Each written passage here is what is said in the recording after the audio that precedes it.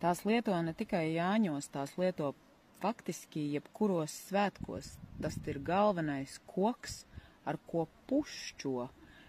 Jūs taču zinat, ka pušķo arī jebkuros izlaidumos, piemēram, arī mūsdienās, kāzās droši, un arī bērēs nereti klātesošs koks. Jā, bērzu mejas Jāņos, Jāņi nāk un man prasīja, kāpēc tieši ar bērzu? Tāpēc, ka bērs ir maģiskais koks tādā aspektā, ka bērs ir duāls koks un duālisms dzen pasauli. Šis duālais koks sevī jau satur krāsu gan baltu, gan melnu. No bērza tās taisītās lietas gan silda, gan atvēsina. No bērza var iegūt baltu sulu pavasarī un, ja ir nepieciešams, melnu darvu. No bērza tās to sadedzinot. Bērs līgojās, bērza zari ir līgani un līgojas, tie saskars starp pasaulēm caur šo šūpošanos un līgošanos. Jā, no bērza tāpatās arī taisa gan šūpuļa līksti, gan kapa krustu. Ar bērza slotu pirtī ārstē, dakterē un izper ar tādu foršu sulīgu pirts slotu.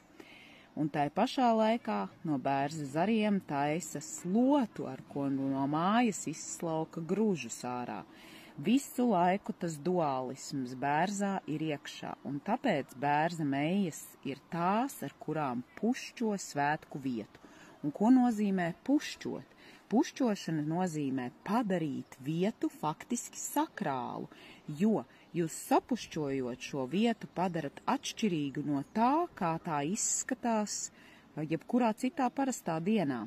Tāpēc Jāņos noteikti, tur, kur notiek Jāņu pasākums, pat ja tas ir klajā pļavā, ir vērts šo vietu atdalīt no pārējās pasaules un padarīt svētu, sakrālu, īpašu, saspraužot zemē bērzu mejas un izveidojot no mejām, pirmkārt jau bērzu vārtus, Jāņu vārtus, pa kuriem saule lec, saule riet un Jāņa bērni staigā.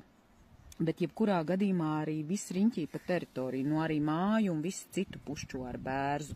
Bet bērs, dēļ savas duālās dabas, un duālisms ir tas, kas kustina pasauli uz priekšu.